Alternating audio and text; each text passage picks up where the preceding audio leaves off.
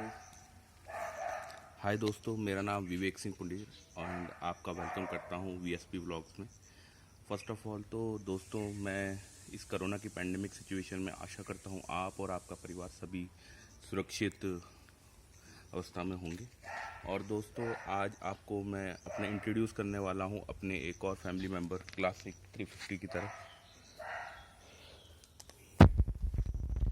दोस्तों, ये मेरी सबसे एक तरीके से फेवरेट कही जाए वह वो वाली बाइक है।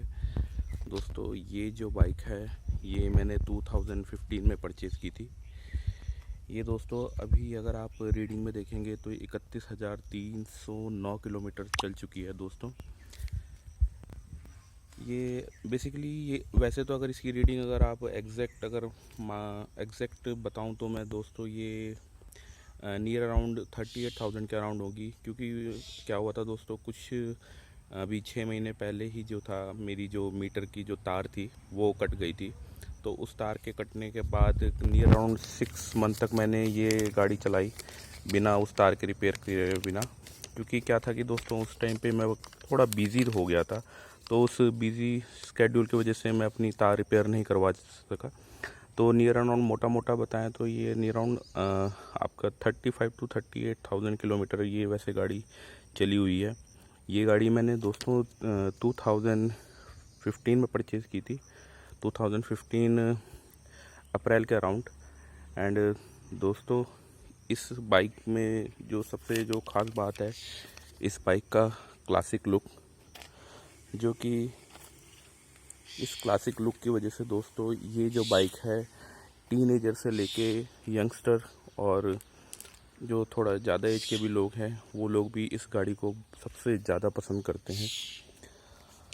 ये जो गाड़ी है दोस्तों ये क्लासिक 350 है, जो कि सेल्फ स्टार्ट ऑप्शन में आती है। इसके अलावा दोस्तों हमारे bullet standard and Electra model भी मार्केट में अवेलेबल है। और इस गाड़ी की दोस्तों मुझे जो सबसे ख़ास बात लगती है, ये गाड़ी 2015 मॉडल है, तो नियर अराउंड 6 साल पुरानी ये गाड़ी है।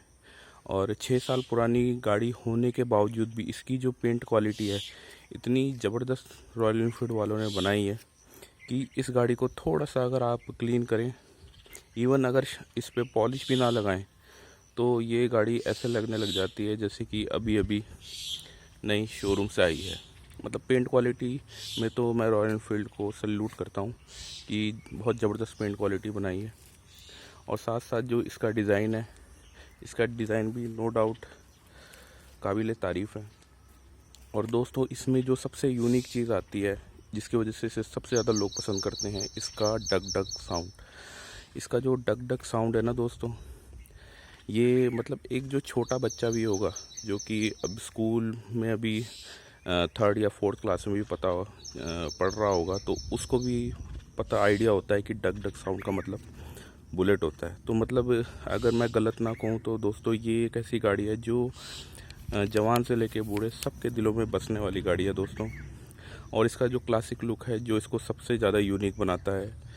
और दोस्तों इसमें हमारा, जैसे कि मैंने आपको इसमें मीटर में दिखाया, इसका जो मीटर में जो इन्फॉर्मेशन आती है, एक तो आपका जो स्पीड है वो दिखाता है, प्लस आपका जो बैटरी है बैटरी दिखाएगा।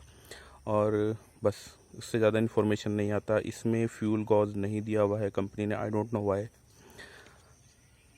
हाँ, हो सकता है कि बेसिकली एक जो हमारी जो हार्ले आती है, हार्ले आयरन 883, तो कहीं ना कहीं जो है थोड़ा मेरे को लगता है वहाँ से इंस्पिरेशन मिली होगी रॉयल एनफील्ड को।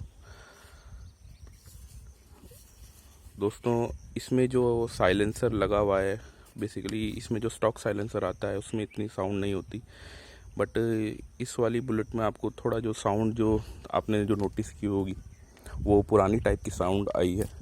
तो ये साउंड जो है बेसिकली ये साइलेंसर की वजह से है। दोस्तों ये साइलेंसर ऑर्डिनरी साइलेंसर नहीं है। इस साइलेंसर को कहीं जगह इंदौरी नाम के से भी जाना जाता है। ये बेसिकली ओल्ड साइलेंसर है। इसमें बेसिकली 3 बेंट होते हैं। और ये साइलेंसर दोस्तों मैंने रॉयल एनफील्ड शोरूम से परचेज़ किया था, जब बाइक परचेज़ की थी उसी टाइम ही। इस डिस्क की कॉस्ट मुझे नियर अराउंड 2,500 के अराउंड पड़ी थी। और इसके अलावा दोस्तों ये 350 सीसी का एयर कूल्ड इंजन है जो कि पावर प्रोड्यूस करता है 19.3 bhp 5250 rpm पे। 28 Nm टॉर्क प्रोड्यूस करता है विद 4000 rpm के साथ। इसमें जो आपका जो ब्रेक आता है, ब्रेक अगला डिस्क आता है और पीछे जो आता है आपका ड्रम ब्रेक आता है। बट नाउ करंटली जो अभी बुलेट्स आ रही हैं उसमें तो खैर दोनों साइड डिस्क ब्रेक आने लगा है और एज वेल एज ABS भी आता है, जो कि इस गाड़ी को और भी ज़्यादा सेफ बना देता है। इसमें दोस्तों 13.5 लीटर का टैंक आता है। 13.5 लीटर का टैंक जो है एक काफ़ी अच्छा टैंक रेंज है, जो क्योंकि इस गाड़ी को जो क्रूज़ में करने के लिए बहुत ही अच्छा बनाता है। और इसमें 2.5 लीटर का रिज़र्व टैंक आता है दोस्तों।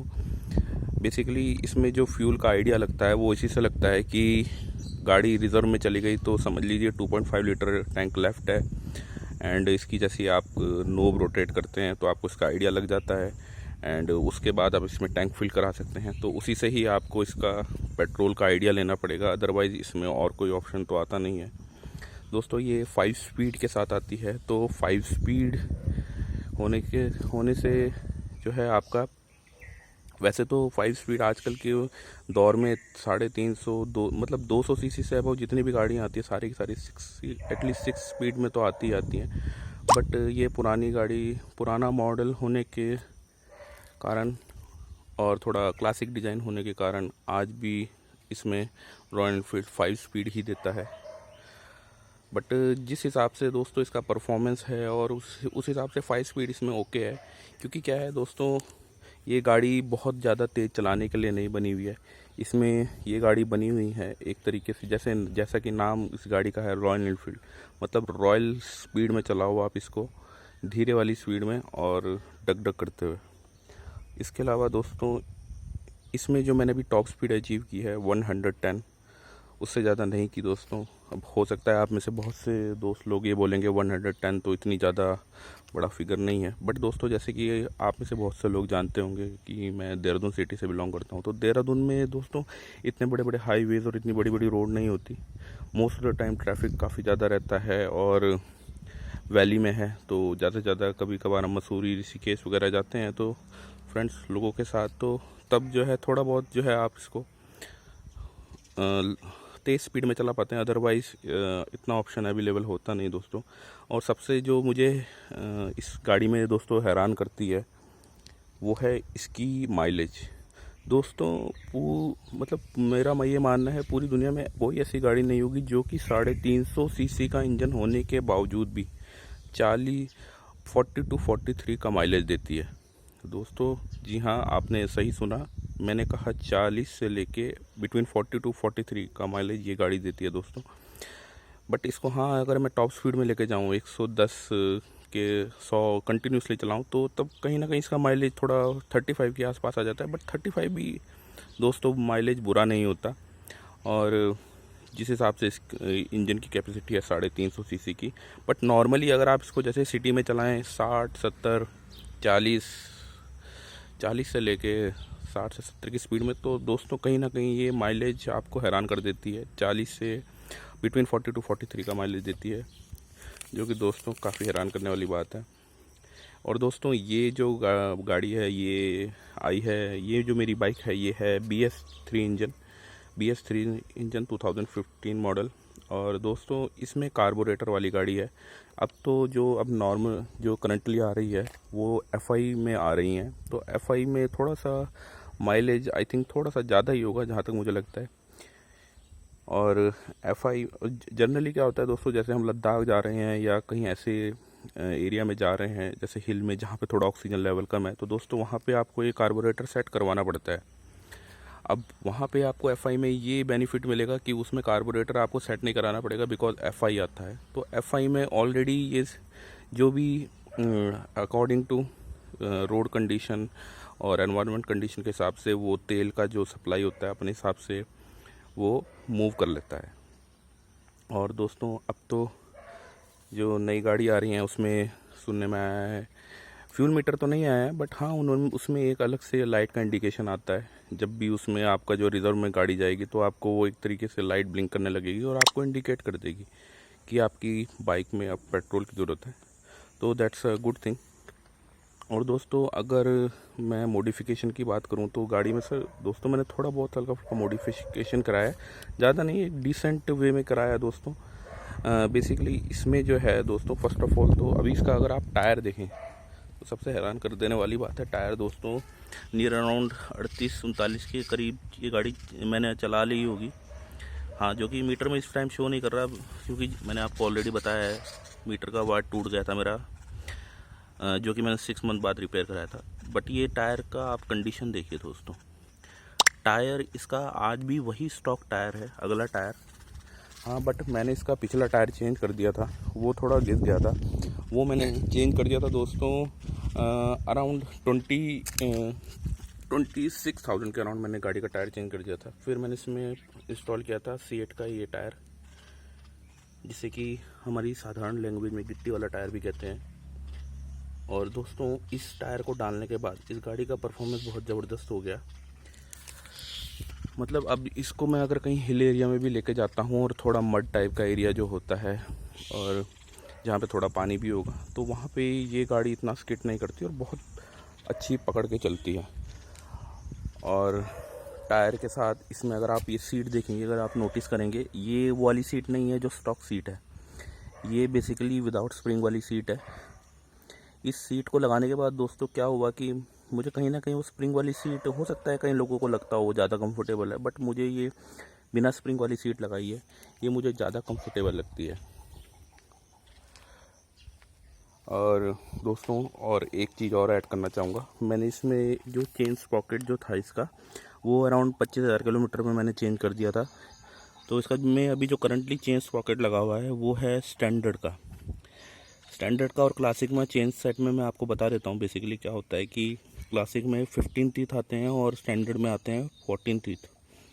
तो 14 और 15 टीथ का आपका क्या होता है कि आप स्टैंडर्ड वाला चेन सेट डालेंगे ना, तो ये बेनिफिट होता है कि आप कम स्पीड में भी आप हायर गियर में रख सकते हैं और थोड़ा सा गाड़ी का टॉर्क बढ़ जाता है। और क्लासिक वाला जो चेन सेट 15 टीथ का आता है उसमें आपको जो है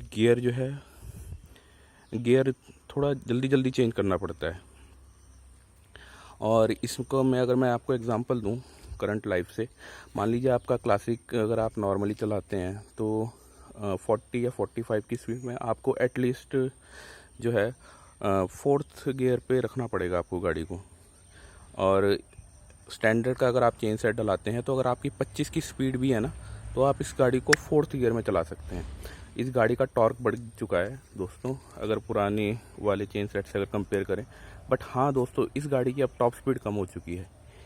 बट क्या होता है दोस्तों, जब टॉर्क बढ़ता है ना तो इसका जो इंस्टेंट रिस्पॉन्स होता है कंपेरेटिव टू हमारी जो नॉर्मल स्टॉक क्लासिक है, उससे थोड़ा सा इसका रिस्पॉन्स ज़्यादा तेज़ होगा। बट हाँ, बट टॉप स्पीड की बात करें तो शायद ये वो टॉप स्पीड अचीव ना कर पाए जो नॉर्मली क्लासिक करती है। और दोस्तों इसमें अगर मैं मेंटेनेंस की बात करूं तो 850 रुपये का दोस्तों इंजन ऑयल आता है। और कहीं ना कहीं जो है 50 से 60 रुपये का इसका ऑयल फ़िल्टर आता है। और इसका जो एयर फ़िल्टर आता है वो 250 रुपये का आता है। अगर आप नॉर्मली सर्विस सेंटर से आप इसकी सर्विस करवाते हैं तो कहीं ना कहीं 1800 से लेकर 1900 रुपये इसमें सर्विस चार्ज आता है दोस्तों। पर यही सर्विस अगर आप कहीं बाहर से कराएंगे तो नियर अराउंड 1500 के आसपास या आपका 1300-1400 रुपये में भी ये सर्विस हो जाती है। और दोस्तों ये बाइक जो है मेरे दिल के बहुत ही करीब है।